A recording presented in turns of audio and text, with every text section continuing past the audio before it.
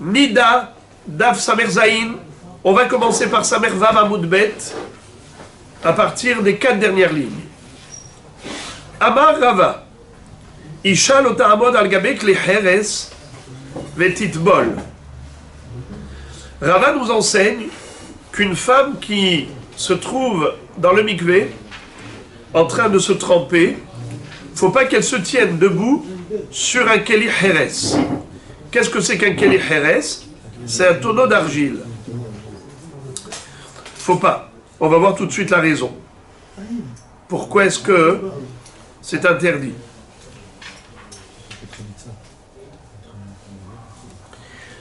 Savar Rav Kahana lemimar tarma mai mishum gzerat merchatzaot. Ha al gabe silta shapir dami. Il y avait un Rav qui s'appelait Rav Kahana. Quand il a entendu cette halakha, il a cru que la raison pour laquelle c'est interdit, c'est parce que ça ressemble au merchatzaot. Qu'est-ce que ça veut dire, gzerat merchatzaot? Rashi dit, shederech merchatzaot leshev al gabe itztebot shel adama, dedame lekli heres, ve'atel mimar tvila olabahem. C'est-à-dire, Hachamim avait peur que les gens confondent le mikvé avec une salle de bain. À l'époque, les bains publics, comment c'était? C'était avec des itztebot, des estrades, où les gens s'asseyaient pour se laver, et ces estrades, elles étaient faites en argile, avec adama. Puisque c'était fabriqué des estrades, des itztebaot en argile, alors une femme qui va se tenir dans le mikvé sur un tonneau en argile pourrait donner l'impression, elle pourrait avoir elle-même l'impression qu'elle se trouve dans un bet hamerchatz. Et après ça, elle pourra se permettre d'aller au mikvé ou à la salle de bain. Elle va dire, si sur le tonneau en argile c'est moutard, à la salle de bain aussi, où il y a des estrades en argile, c'est moutard. Elle ne va pas comprendre que mikvé c'est un mikvé, une salle de bain c'est une salle de bain. Ce qui rend tahor, c'est que le mikvé, de l'eau de pluie ou de l'eau de source, mais pas une salle de bain qui est de l'eau chouvim, de l'eau qu'on a puisée.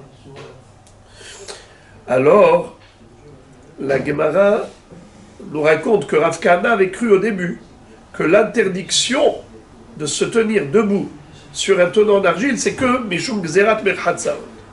Mais, par exemple, si on avait un tronc d'arbre, et elle se tenait sur un tronc d'arbre, dans le mikvé, dans le fleuve, eh bien, ce serait cachère. Pourquoi ce serait cachère? Là, ça ne ressemble pas du tout à une salle de bain. Il n'y a pas de tronc d'arbre dans une salle de bain. Il n'y a pas de bûche. En effet, ce serait moutard a priori sur une bakarat, sur une silta. Amar le Rav Hanan min Ardea, hatam tamamai, mishum de ba'it, silta name ba'ita. Il ne dit pas du tout, détrompe-toi. La raison pour laquelle les Hachamim ont interdit à une femme de se tenir sur un tonneau en argile, c'est pas parce que ça ressemble à des estrades en argile de la salle de bain et que ça prête à confusion. C'est pas pour cette raison. C'est que tout simplement, nous craignons que par la peur de la femme de se tenir sur un endroit étroit, comme sur un tonneau en argile, la peur de tomber, elle n'a pas les pieds sur le sol, elle a les pieds posés sur un endroit qui est étroit, comme un tonneau en argile, alors automatiquement ce stress va l'empêcher de faire un bon mikvé. Une femme qui est apeurée, qui est effrayée, qui a peur de tomber, alors elle n'a pas la tête sur les épaules, elle risque de ne pas se tremper convenablement. Alors, pour cette même raison, il est interdit de se tenir sur un tronc d'arbre ou sur une bûche de bois. C'est-à-dire, peu importe le support en question, qu'il soit en argile ou qu'il soit en bois, zélo méchané. C'est une question tout simplement de peur. La peur qu'a la femme, au moment où elle se tient sur un endroit étroit dans l'eau, la peur de glisser, la peur de tomber, c'est ça ce qui va faire que, elle, par le stress, elle risque de ne pas se tremper convenablement. Alors il n'y a pas de différence entre Kleheres ou Silta. Les deux sont interdits. On continue. Amar Rav Shmuel bar Rav Yitzhak, Isha lo titvol bad namal.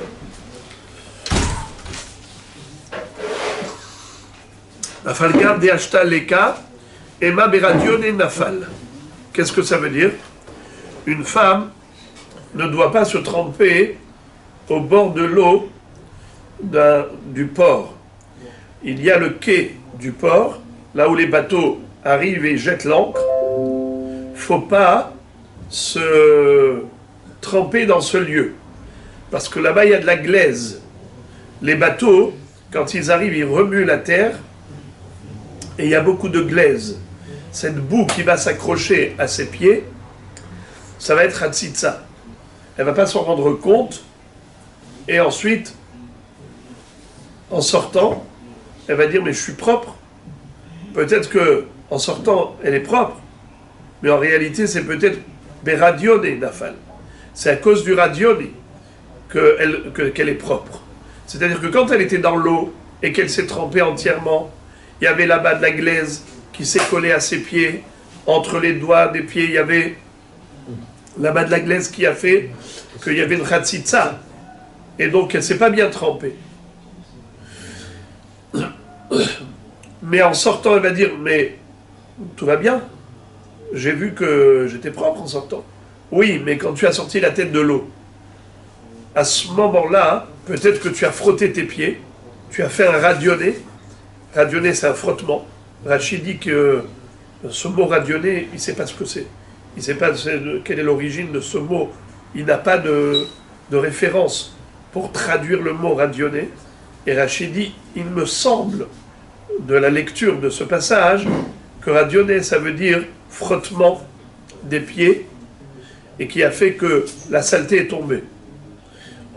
Donc, elle se voit propre actuellement, et elle croit qu'elle était propre même lorsqu'elle s'était trempée entièrement. Mais en réalité, il se peut que la glaise engendrée par l'encre des bateaux qui arrivent et qui se plantent ici et qui vont remuer le fond de l'eau, eh bien, Béhémet, c'était une chatzitza. Ce qui est très étonnant, c'est que normalement, nous avons une règle par rapport à ces éléments-là. Quand on est dans l'eau, lorsqu'on est dans l'eau, une fois qu'il y a déjà de l'eau, eh bien nous considérons que quand l'eau a précédé un élément étranger, un corps étranger, le corps étranger ne fait plus écran. Par exemple, vous prenez un chewing-gum, vous le collez au corps et vous rentrez dans l'eau. Alors, le chewing-gum était là avant l'eau, donc ça fait écran. Mais par exemple, on a une halakha que la balamite, la femme qui peut aider une autre femme à se tremper, comment elle fait? Elle se mouille la main, et ensuite elle tient l'autre. Et pourquoi c'est pas une chatzitza? Parce que nous disons que la main, étant donné qu'il y avait déjà de l'eau, et l'eau, il y avait de l'eau dans sa main, de l'eau sur le bras de l'autre, eh bien, après ça, cette eau-là, elle est en rapport avec l'eau du mikvé. L'eau qu'il y a entre la main de la balanite et le corps de la femme, c'est de l'eau qui est en rapport avec le mikvé. Donc il y a de l'eau partout. L'eau du mikvé est partout. Alors là aussi, il y a de la glaise, d'accord. C'est venu après. Mais c'est venu après. Avant d'arriver, non, mais quand elle va se tremper, déjà les pieds sont conseillés, avant même toucher le sol. Il y avait de l'eau. Bien sûr, bien sûr. Donc ça doit être cachère. Voilà. Ça doit être cachère. Donc maintenant, une fois qu'elle s'est collée derrière, c'est fini, ça sert à rien, parce que de toute façon, elle a déjà été... Ah, il faut tout le corps par contre. D'accord, mais après ça, quand elle a fait rentrer tout le corps, Voilà. il ne devrait pas y avoir de problème, parce que l'eau a précédé la glaise. Alors la réponse, c'est que ici on parle de titayaven. Titayaven, c'est quelque chose qui colle à la peau et qui ne laisse plus du tout la trace de l'eau. Ça veut dire que c'est vraiment une chatzitza. C'est du goudron. Voilà, qui est hotzetz, comme du goudron, et donc, en effet, ce titre-là, c'est ça ce que nous craignons. D'accord?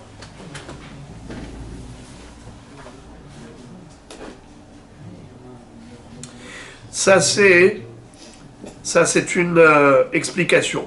Mais Behemet, ça, c'est l'explication de Rashi.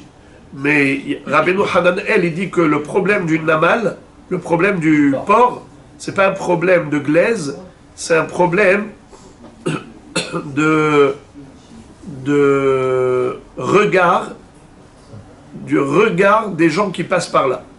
Parce que, étant donné que, au quai du port, il y a beaucoup de gens qui passent par là, donc elle risque d'être hyper stressée, et donc de faire très très vite avant que quelqu'un passe par là, et elle ne fera pas une bonne tevila. Alors comment ça s'explique, ce que dit la Gemara? Afal gabde ashtaleka ema beridionin nafal. Alors lui, Bémet, il efface. Cette phrase-là, il la met pas ici. Il la met plus tard.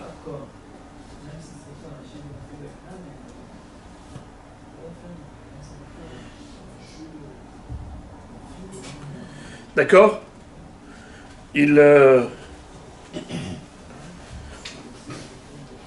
on explique la différence entre Rabbeinu Hananel et Rashi, c'est Bedi Avad. D'après Rashi, même Bedi Avad, c'est pas bon. Pourquoi? Cette glaise-là, elle fait écran. Et peut-être qu'il y avait de la glaise qui est tombée en sortant, quand elle s'est frottée les pieds, mais dans le cas où il y en avait, eh bien, elle n'a pas fait du tout de tvila. Cette tvila n'était pas bonne, même Bedi Avad. Mais si je dis que c'est juste une question de peur, alors c'est sûr que les khatrila, faut pas aller se mettre dans un endroit de stress, mais si malgré tout elle a fait et elle te dit j'ai bien fait, eh bien, qu'à cela ne tienne. Maintenant que c'est fait a posteriori, c'est caché.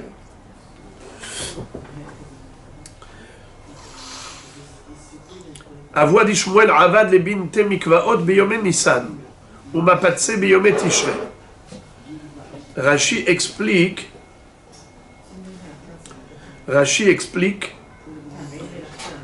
que le père de Shmuel avait fait à ses filles et à sa femme, plutôt à ses filles, il leur a fait des mikvaot pendant les mois de Nissan. Pendant le mois de Nissan, et qu'est-ce que c'est que mikvaot beyome Nissan, ou mapatse des nattes en osier pendant les jours de Tishri. Qu'est-ce qui se passe en Nissan et qu'est-ce qui se passe en Tishri? Nous avons une halakha qui dit que la femme peut se tremper soit dans un mikvé, soit dans un marian. C'est quoi marian? Une source d'eau qui coule, qui ruisselle naturellement, n'est-ce pas? De la terre jaillit de l'eau. Ça coule de source. Tandis que le mikvé, c'est le contraire. Mikvé, c'est ashboren. C'est quoi ashboren? C'est de l'eau stagnante. On a un puits, un trou, et dans ce puits d'eau, on a de l'eau stagnante. Est-ce que les deux sont cachers pour la nida? Bien sûr. Quelle est la différence donc entre Memarian et Memikvé? C'est que Memikvé, c'est de l'eau stagnante, et Memarian, c'est de l'eau coulante. Quel est le din maintenant si on a, dans un mikvé qui est stagnant, on a par exemple une infiltration dans le mur, et l'eau fuit, l'eau coule, pas soul, pas cachère. Pourquoi? Parce qu'il ne faut pas qu'il y ait de zohalim, de zhila, dans de l'eau stagnante. Il faut que l'eau soit stagnante et pas qu'elle soit courante. De l'eau courante, c'est permis que dans de l'eau qui est d'origine mariane et qui est toujours de l'eau courante. C'est de l'eau qui coule de la source et qui toujours ruisselle. Mais de l'eau qu'il y ait du mikvé, il faut que ce soit stagnant. Il ne faut pas qu'il y ait d'infiltration. Maintenant, regardez. Quel est le digne de l'eau de pluie?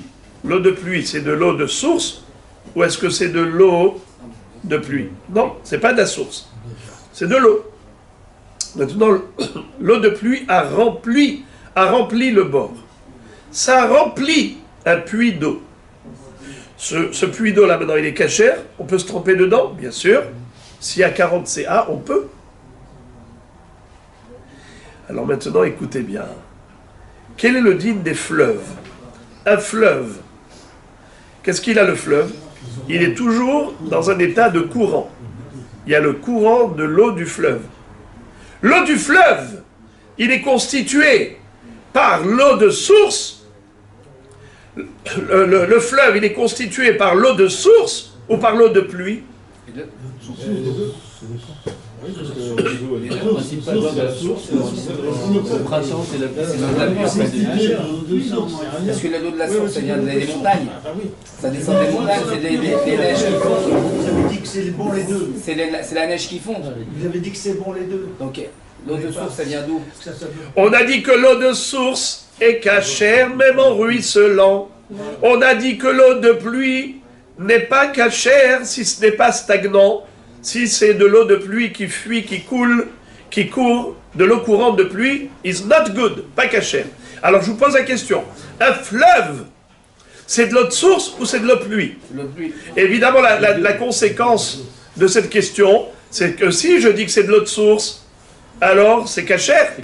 Une femme nida peut se tremper dans un fleuve, parce que c'est de l'eau de source, et l'eau de source, même si elle est courante, il n'y a pas de problème. Mais si je dis que le fleuve est constitué d'eau de pluie, alors ça doit être stagnant. Si c'est de l'eau courante, eh bien ce n'est pas cachère.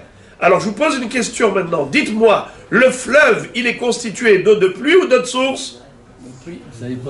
Merci de votre débat. Et j'ai vu qu'il était houleux. Et vous avez raison. Alors maintenant je vais vous dire la règle de l'Agmara.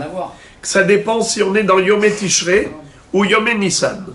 C'est-à-dire, il y a la période d'hiver, on a beaucoup de pluie, on a beaucoup de neige, on a beaucoup de pluie en période d'hiver. Et en période d'été, on n'a pas d'eau de pluie. En période d'été, on n'a pas d'eau de pluie. Alors écoutez bien. C'est quand l'été? C'est avant Tishri. Tishri, c'est le début de l'automne. C'est entre Nissan et Tishri. Nissan, c'est le printemps. Tishri, c'est l'automne.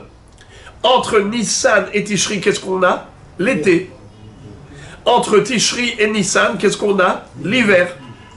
Alors, on dit comme ça. Au mois de Nissan, à la fin de l'hiver, qu'est-ce que j'ai dans les fleuves? Plein d'eau de pluie, puisque j'ai tout l'hiver qui est passé. J'ai plus d'eau de pluie que d'eau de source. Mais, après le mois de Nissan, jusqu'au mois de Tishri, il n'y a plus de pluie. Quand il n'y a plus de pluie, qu'est-ce qu'on a dans les fleuves? De l'eau de source. Alors maintenant, on te dit comme ça. Au mois de Tishri, après l'été, on peut se tremper là-dedans, dans le fleuve. Au mois de Tishri, on peut se tremper dans le fleuve. Pourquoi? Parce qu'avant Tishri, c'était l'été. Et au mois d'été, il n'y avait pas de pluie. S'il n'y a pas de pluie, donc qu'est-ce qui coule maintenant dans le fleuve? C'est que de l'eau de source. L'eau de source, cachère, même si c'est zohaline, même si l'eau est courante, même si l'eau, elle rampe, il n'y a pas de problème. Cachère. Mais lorsqu'on arrive au mois de Nissan, qu'est-ce qui s'est passé avant le mois de Nissan? Depuis le mois de Tishri jusqu'au mois de Nissan, il y a eu de la pluie, il y a eu de la neige. Alors tout ça, c'est ce qui maintenant est en train de remplir les fleuves. Il y a plus d'eau de pluie dans les fleuves que d'eau de source. À la fin de l'hiver. Et donc, le fleuve n'est pas caché. Le père de Shmuel, qu'est-ce qu'il faisait à ses filles? Eh bien, au mois de Nissan, puisqu'elles ne pouvaient pas se tremper dans le fleuve qui est plein d'eau de pluie et qui coule, qui est Zohalim, c'est pas caché, il leur fabriquait un mikvé. Il creusait un puits pour avoir de l'eau stagnante. Car l'eau coulante n'est pas cachère. L'eau courante n'est pas cachère. Alors il leur faisait des mikvaot. Tandis que en début d'hiver, c'est la fin de l'été, le fleuve est cachère. Pourquoi il va leur construire un mikvé? Le fleuve il est cachère. Qu'elles aillent se tremper dans l'eau de source, pas de problème. Le fleuve c'est de l'eau de source. Le seul problème là-bas c'est quoi? C'est la glaise. Qu'est-ce qu'il leur faisait? Mapatim, des nattes en osier pour marcher dessus, pour se tenir sur là-dessus, comme ça il n'y aura pas de sable qui va leur entrer entre les doigts des pieds et causer une hatzitza. Donc, il s'occupait du mikvé de ses filles en été comme en hiver. Mais à chaque fois, il allait parer au problème d'actualité. Quel était le problème actuel? En hiver, c'est un problème. Au début de l'hiver, c'est un problème de glaise. Et au début de l'été, c'est un problème de pluie, d'eau de pluie qui était coulante, qui était zohalim. Et donc, il fallait faire un mikvé. Hein? La mer, il n'y a pas de problème. La mer, c'est de l'eau, c'est de l'eau jaillissante, c'est de l'eau de source qui est de toutes les façons. Kol hanechalim olchim el hayam, ve'hayam enenu malé. Le yam est toujours caché. Le yam, il n'y a pas de problème. Il y a des autres sources aujourd'hui qui sont alimentées hors pluie, hors neige, hors bien sûr, ça provient de la terre. Par exemple, Hamé Tiberia, l'eau bouillante. L'eau bouillante de Tibériade, vous connaissez ça? De l'eau qui est naturellement bouillante. Et c'est l'une des sources rescapées du déluge. À l'époque du déluge, dans toute la terre, il y avait des sources d'eau bouillante. Mais après le déluge, Akshbokhu, donc il a fermé tout ça. Il nous a laissé quelques-unes juste pour qu'on puisse avoir la émouna de ce qui s'est passé pendant la période du Maboul. Et il y a des sources qui sont bouillantes naturellement. Elles proviennent de sous la terre. Alors dans la Gemara, on a une discussion. Est-ce que c'est Hamé Hama ou est-ce que c'est parce que ça passe devant la porte du Gehinna?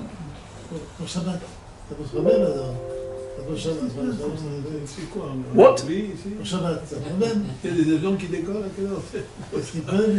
Mahloket entre les Tanaïm, est-ce que ça s'appelle Hamé Haour ou Hamé Hama? Mahloket. Rabbi Yossi Bechachamim. magnifique. Non, chauffer quelque chose avec cette eau-là. D'autres disent, d'après Rabbeinu Hananel, c'est encore plus... on comprend le Inyan, c'est qu'il a mis en fait ses mapatsim, ses nattes en osier. Ce n'était pas pour qu'il n'ait pas de glaise en dessous, c'est pour que pour les abriter du regard. C'est-à-dire pour pas il a mis comment on appelle ça, des paravents en osier pour faire de la tsniout, de manière à ce que on puisse pas les voir.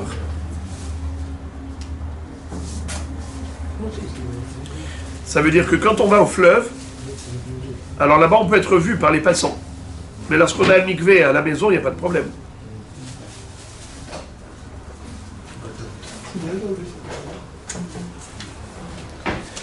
On continue. Amar Rav Gidal, Amar Rav Natnat Avshel Ibna, Vetavla ve'alta lo altala tevila, Afalgav de'ashtaleka, Emar beridioné nafal. Rav Gidal dit au nom de Rav, une femme qui a donné à manger à son fils, et elle a pris l'aliment avec ses mains, et elle est partie au mikvé, son mikvé n'est pas bon. Pourquoi?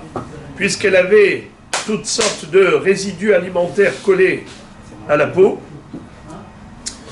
Et maintenant elle dit, mais tu vois, mes mains sont propres.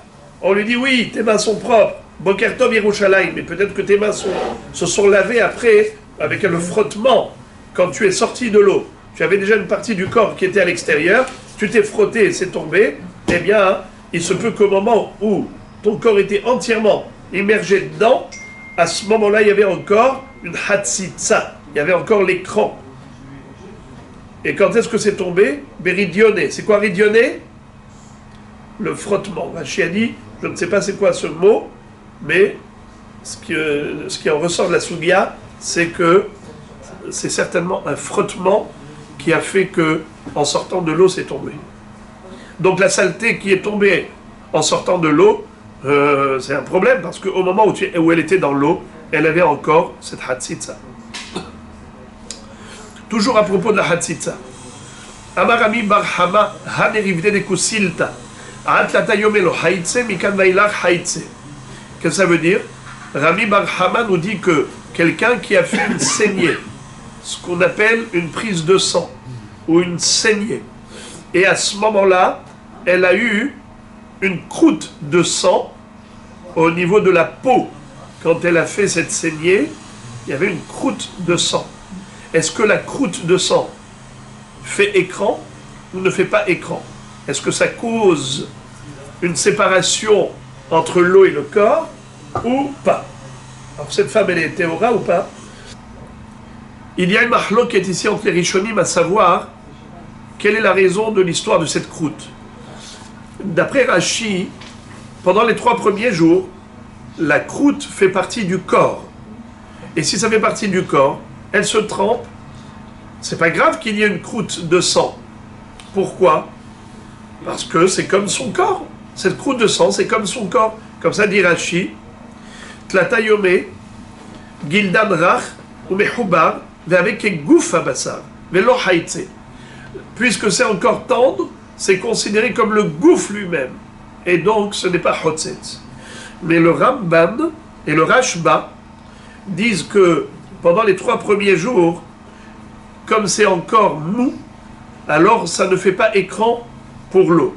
L'eau peut parvenir parce que c'est encore mou. Mais après 3 jours, ça sèche totalement, ça fait écran, ça empêche l'eau d'accéder.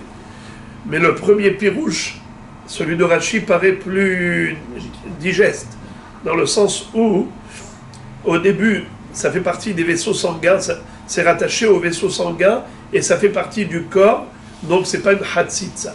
Mais après, c'est complètement déconnecté du corps, et donc c'est comme un corps étranger. Bon, toujours à propos de la hatzitza. Amar morokva, liflouf sheba'ain, lah eno hotzetz, yavesh hotzetz. Si on a la saleté de l'œil, on a des sécrétions dans les yeux. Ces sécrétions-là, si une femme est partie au mikvé avec ces sécrétions dans l'œil, est-ce que c'est une hatzitza ou pas? Ça dépend. Si c'est mou, ça veut dire si c'est encore là, c'est encore humide,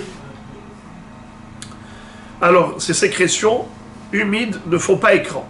Mais si ce sont des sécrétions qui ont séché au niveau de l'œil, eh bien ça s'appelle hatzitza. Et matai nikra yavesh mishara shematril lirok. À partir de quand on considère que ces sécrétions ont séché et elles constituent un écran? À partir du moment où la croûte a une couleur verte. La saleté de l'œil est verte. Dans ce cas-là, ça s'appelle hatzitza.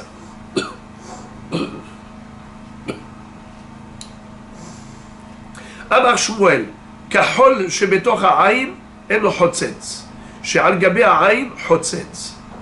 Lorsque les femmes mettaient le khol dans les yeux, n'est-ce pas, pour se maquiller ou autre, eh bien dans ce cas-là, qu'est-ce qu'on dit?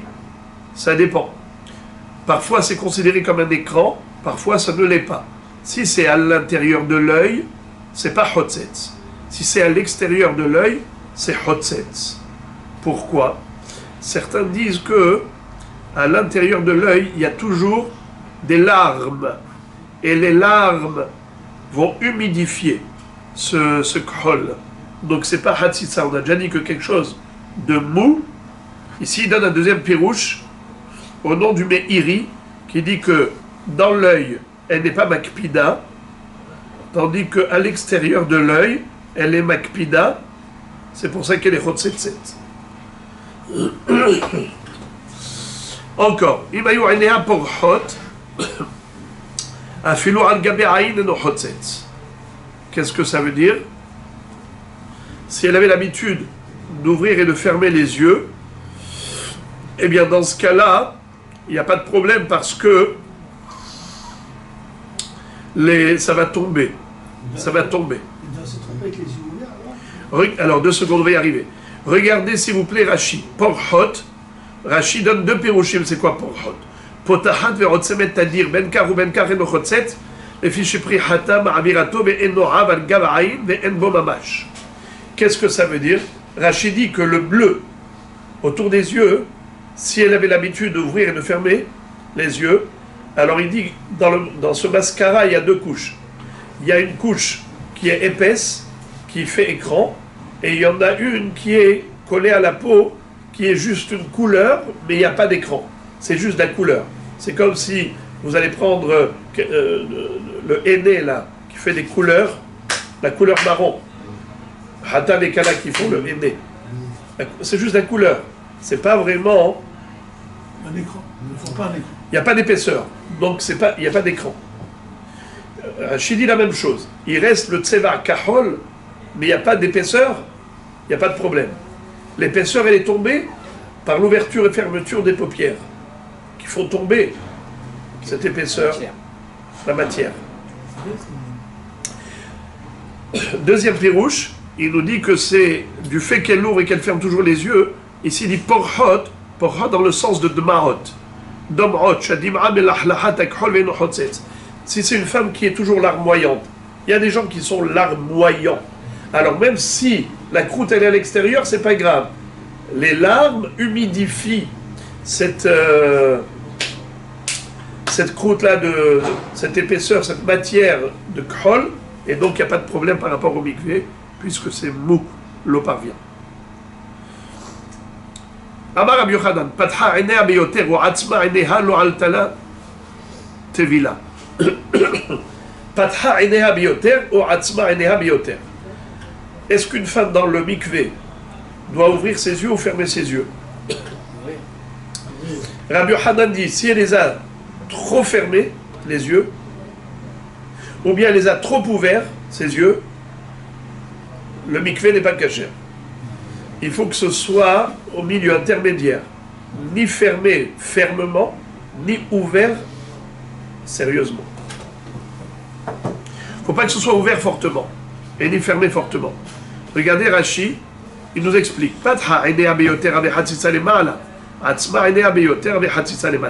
Qu'est-ce que ça veut dire? Quand vous fermez les yeux, où est le problème? Lorsqu'elle ferme les yeux, où est le problème? Il y a des plis. Lorsqu'elle ferme, Quand elle ferme trop les yeux, il y a des plis qui se forment au niveau des paupières. Ça fait ratissa les paupières, non? Facile. regardez, les paupières c'est comme les lèvres de la bouche. Regardez les lèvres de la bouche. Lorsque on va essayer de joindre les lèvres, quel est le problème? Le problème c'est qu'ici, au niveau des lèvres, l'eau ne peut pas parvenir. C'est ça. Donc le problème est là. La même chose, les paupières, C'est ça. c'est comme deux lèvres qui se touchent. Exactement. Le problème c'est entre les paupières, comme ici, entre les lèvres. Vous avez dit que elle fait des plis. C'est ça, mais, oui, mais entre les plis, il y a de l'eau, elle ne peut plus passer. Non, c'est pas. Qu'est-ce que vous appelez des plis? Les plis entre les paupières, quand on fait comme ça, il y a automatiquement entre les plis, le fait qu'on ferme fort. Non. Les deux bords. Le problème, c'est le point de jonction entre la paupière supérieure et la paupière inférieure. Le point de jonction entre les deux, c'est là le problème. C'est que comme deux lèvres qu'on va coller, et donc l'eau ne peut pas arriver sur la surface de la lèvre ou sur la surface de la paupière. Et maintenant, si elle ouvre fortement, alors qu'est-ce qui se passe? Automatiquement, là, il y a un problème, que les plis de la paupière supérieure ou inférieure, quand tu ouvres très grand, l'eau ne peut pas pénétrer là-dedans, dans ces plis. Je suis pas sûr que ça fera comment elle fait Eh bien, un petit peu. Elle entrouvre. Voilà, elle entrouvre. Elle entrouvre, pourquoi? De manière à ce que l'eau puisse parvenir partout. Aussi bien entre les plis de la paupière supérieure, tels que dans les surfaces des lèvres de la paupière. Amar Rish Lakish, Aïcha lo titbol ela derech gdilata. D'après Rish Lakish, une femme doit se tremper au mikvé de manière naturelle, telle qu'elle a l'habitude de marcher normalement.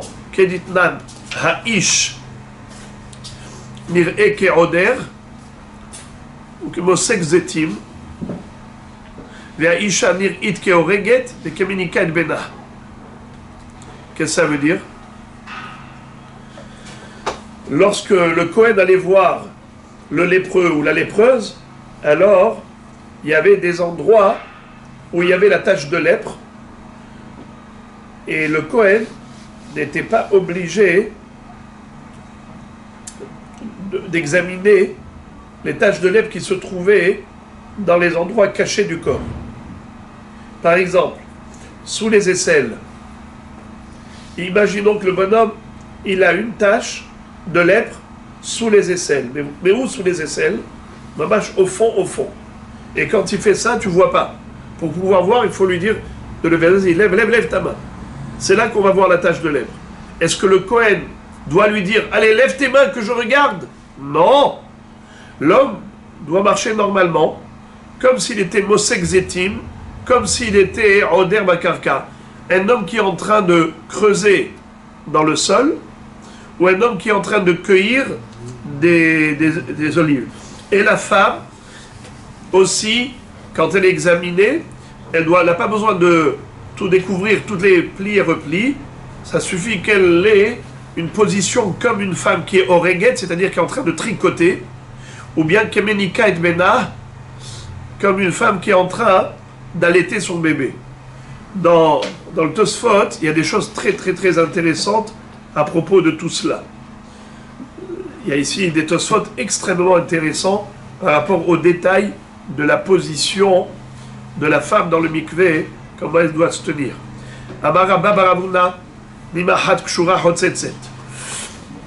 Toujours à propos de la hatzitza, nous disons, s'il y a un cheveu qui est noué, un nœud dans un cheveu qui est noué sur lui-même, comme dans les tzitzit, voyez-vous, on fait parfois des nœuds au bout du fil, n'est-ce pas?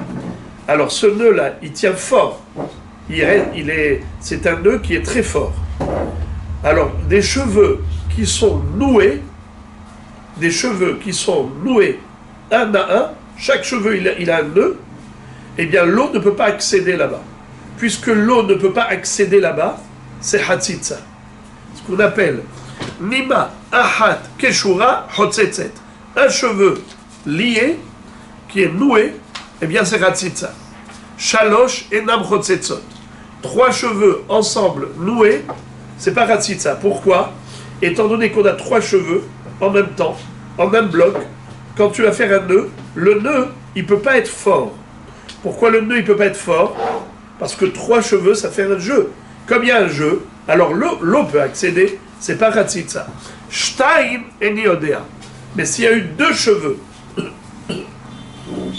qui sont noués ensemble, est-ce que ça empêche l'eau d'accéder dans l'endroit du nœud ou pas? Alors, Rava dit, je ne sais pas. Et la Gemara dit, Rabbi Yochanan Amar, Anu en lanu ela se'ara ahad. C'est-à-dire, pour Rabbi Yochanan, il n'y a qu'un nœud qui est noué, là, il y a un problème de hatzitza.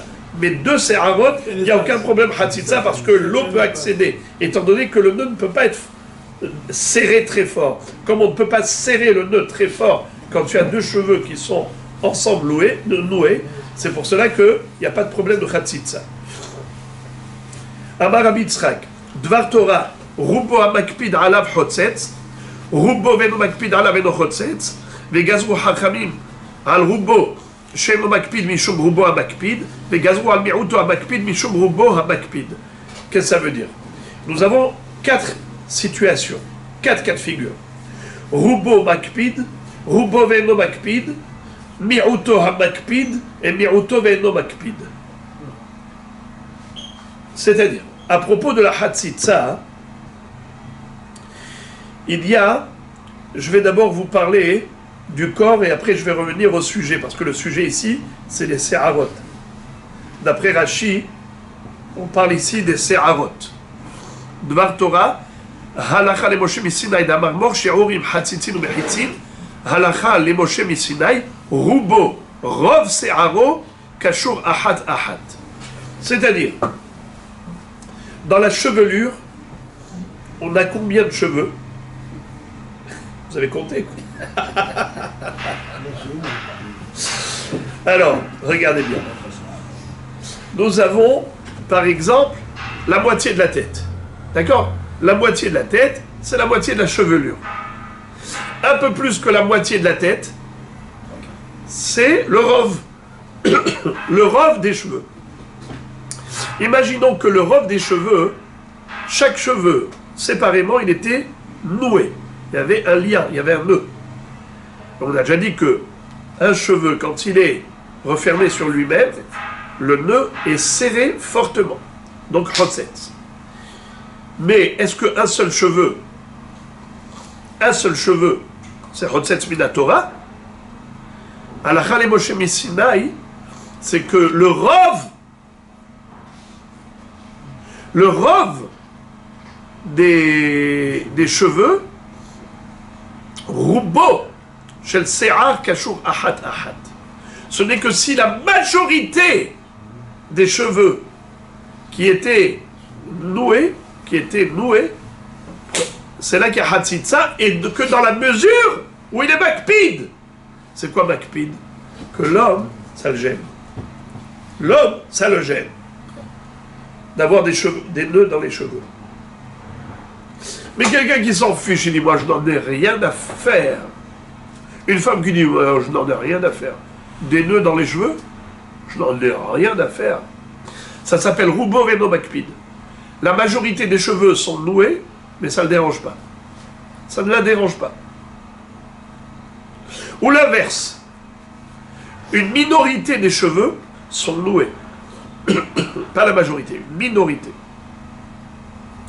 Mais makpid, elle dit, ça me dérange, ça me gêne d'avoir des nœuds dans les cheveux. Dans ces deux cas, c'est que midera banan. Quand est-ce que c'est minatora, que c'est problématique, que si on a les deux critères réunis, roubo ou makpid alav, la majorité des cheveux sont noués. Deuxièmement, ça le dérange. Ça la dérange. Lorsqu'on a les deux critères réunis, c'est là que c'est considéré hatzitza.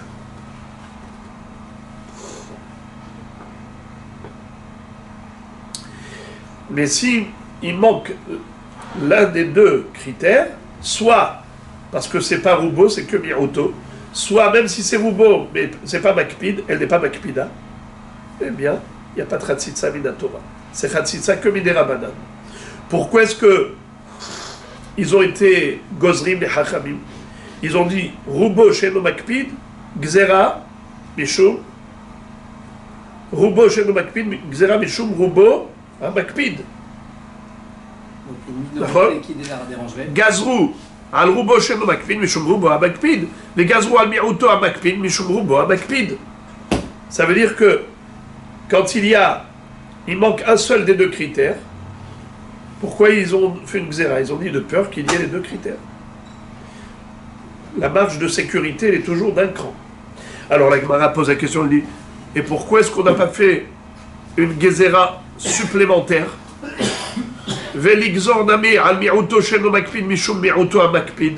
Pourquoi est-ce qu'on n'a pas dit, excusez-moi, j'ai oublié l'essentiel.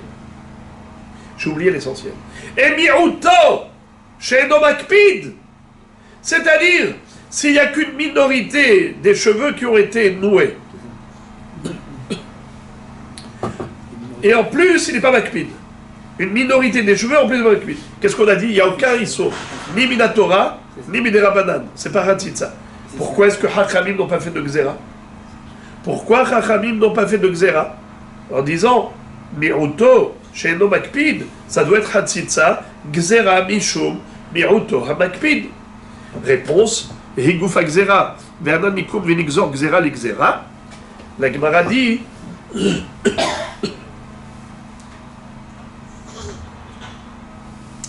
comment tu veux faire une Gzera?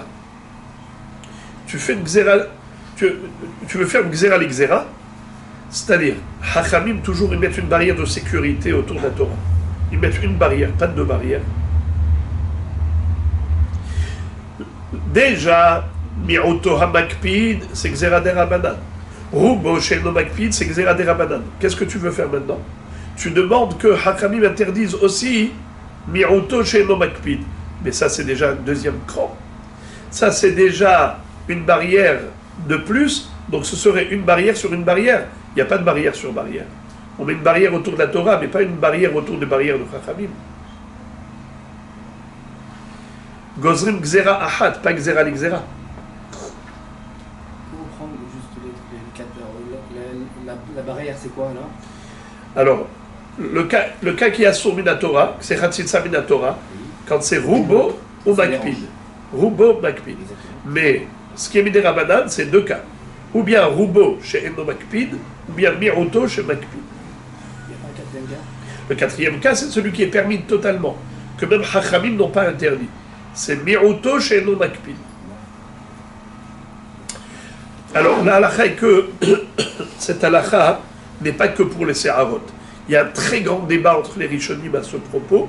Est-ce que c'est que pour la chevelure qu'on a ces halachot, ou bien est-ce qu'on applique ça même au corps? Quelle est la chita de Rashi? C'est Mahloken des Rishonim, à savoir qu'est-ce que Rashi lui-même pense. Les Géonim, le Rambam, il y a énormément de chitot à ce propos. Mais les Maasé, même le corps, c'est comme les Seharot, les mêmes halachot. Miroto, Venu Makpid et Nochotzit. On continue. Amarav, Nida Bizmana, Ena Tovelet Ela Balayla. Shelo Bizmana, Tovelet, Ben Bayom ou Ben Balayla. Le din de la Torah, c'est qu'une Nida, elle est Nida pendant 7 jours. Et après 7 jours, elle peut aller au mikvé. C'est-à-dire, une femme qui a saigné pour ses règles habituelles, en tant que Nida, pendant la période de Nida, pas pendant la période de Ziva, qu'elle ait saigné 1 jour ou 7 jours, c'est le même prix. Le 7e jour, au soir, elle va au mikvé. Là, on dit qu'il faut attendre la tombée de la nuit. Elle ne peut pas aller au mikvé quand il fait encore jour. Mais, chez l'obizmana, tovelet ben bayom ou ben balayla. Qu'est-ce que ça veut dire chez l'obizmana? Cette femme Nida, imaginons pour une raison X ou Y, elle n'a pas été au mikvé le soir même. Le 7e jour au soir. Et le lendemain matin, elle va chez Laura avait dit voilà, je n'ai pas été au mikvé hier soir, je peux aller maintenant en journée? Il lui dit oui, tu peux. Ou bien le lendemain soir, la nuit, oui, tu peux. Il n'y a plus de différence. Quand est-ce qu'on exige qu'elle n'aille pas avant la tombée de la nuit? C'est que le 7e jour. Car en effet, le 7e jour, elle est encore Nida, jusqu'au soir. Mais le lendemain matin, c'est le 8e jour. Elle peut aller au mikvé quand elle veut. Ben Bayom, Ben Balayla. Ça, c'est Minatora. Mais Hachamim ont dit non. Pourquoi non? Rabbi Yochanan nous explique Mishum Srach Bita. À cause de l'entraînement de sa fille. Et elle risque d'entraîner sa fille à l'erreur. Elle risque d'induire sa fille en erreur. C'est qui sa fille? La petite qui accompagne sa mère au mikvé. Elle a 3 ans. Elle n'a pas de babysitter. Elle apprend avec elle. Elle va au mikvé. La petite de 3 ans, elle voit sa mère aller au mikvé. Quand elle va grandir, cette fille, elle va se marier elle aussi un jour. N'est-ce pas? Elle va dire, ma mère, elle allait au mikvé. Quand? En journée. Alors, il n'y a pas de problème. C'est quoi le problème? C'est qu'elle ne va pas savoir que sa mère, elle partait le 8e jour en journée. Elle va croire que sa mère allait au mikvé quand? Le 7e jour en journée. Alors que le 7e jour, c'est pas encore le zman de la Tevila. Ve'af Rav hadarbe. Même Rav a dit, is not good. Rav, au début, il disait qu'on pouvait, Shelo Bizmana, Tovelet ben Bayom ben Balayla, mais Rabbi Yochanan a dit non. Alors, Rav, au début, disait, le lendemain, elle peut aller au mikvé. Madame Nida, elle ne peut pas aller au mikvé le 7e en journée, mais elle peut aller au mikvé le 8e en journée. Rabbi Yochanan a dit non, faut pas. Il y a ici une gzera de Hachamim, de peur que sa fille déduise de là qu'on a le droit d'aller au mikvé le 7e jour en journée. Et Rav, il a reconnu que Rabbi Yochanan avait raison, et il a dit, je retire mes paroles. Avrav hadarbe, d'amar Rabbi Chiyabar Ashi amarav, Nida ben bizmana ben shelo bizmana, ena tovelet ella balayla, mishum srach bita.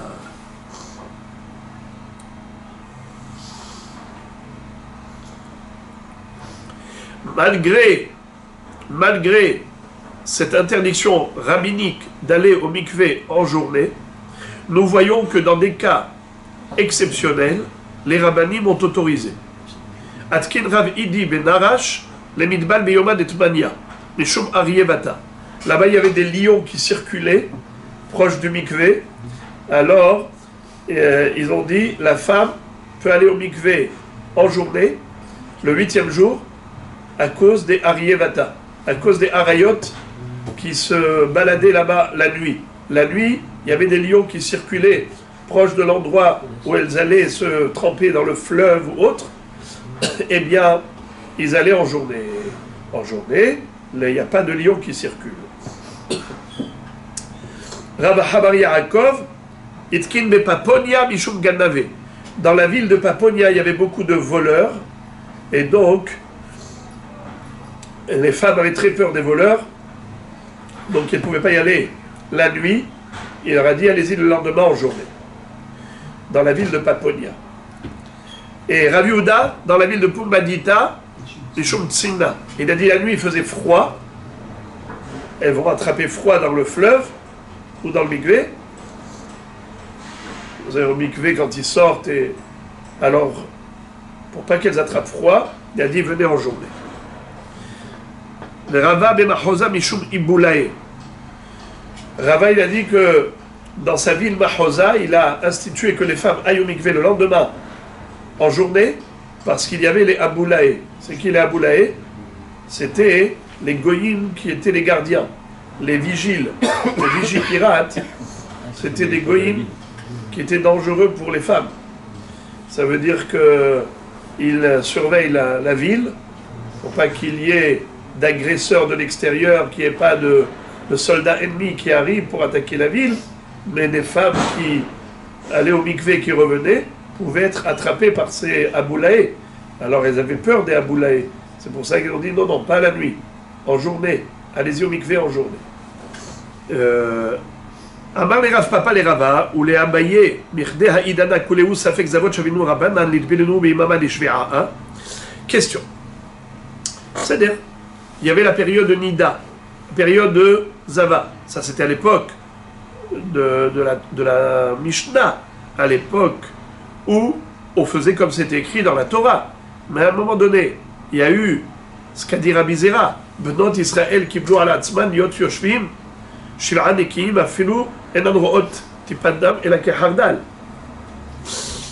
Ça veut dire que, à partir de maintenant, on se comporte tous comme des Safek Zava.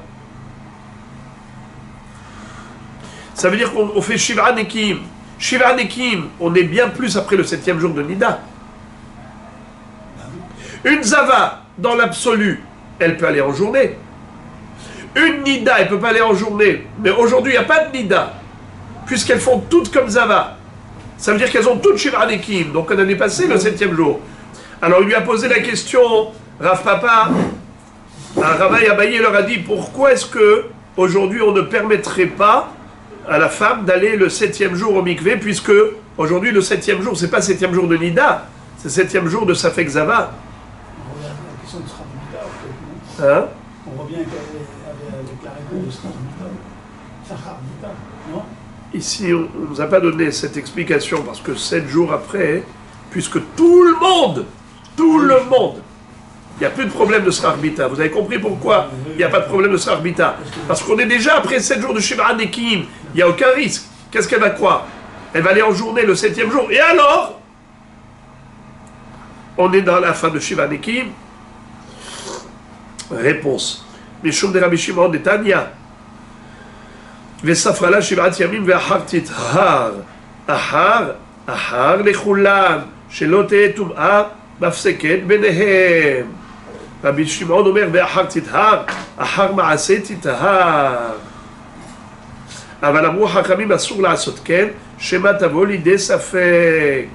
C'est comme je vous ai dit que le problème c'est qu'elle ait une relation avec son mari le 7e jour après le mikvé en disant voilà Rubo Kekulo